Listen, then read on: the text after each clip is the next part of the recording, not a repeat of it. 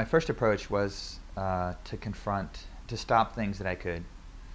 Even at one point I had to physically intervene with somebody choking a detainee and physically try to remove their hands from the detainee. And then in other cases I would just go to the interrogation unit commander and say, hey, we can't do these things.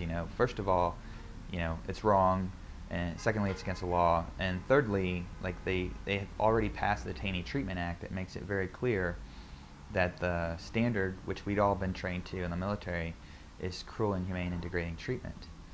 And his answer was always, let's just make sure these things don't get out, or let me handle it, and I'll discipline the people, or I'll change it. And of course, nobody was ever punished for any of those things. And sometimes my intervention would just happen at the point where people would be discussing what they wanted to do, and I would say, no, we can't do that. At one point they wanted to essentially do sleep deprivation by putting somebody through 40-hour interrogations. I felt like it was always a struggle between me and this one elite corps of interrogators who had done several tours and essentially were allowed to do what they pleased.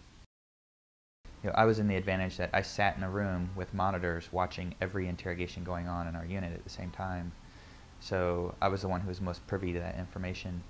I think a lot of interrogators, to some degree, just wish it would go away, the issue, because they didn't use it, they did a good job, and it's the defamation of their profession.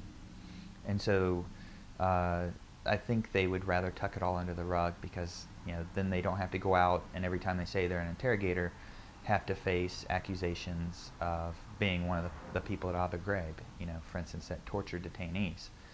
And that's a real shame, because back in World War II, interrogators were thought of as this very lofty intellectual group of military members. In fact, they recruited from the Ivy League schools to find people who would be smart enough to conduct these interrogations.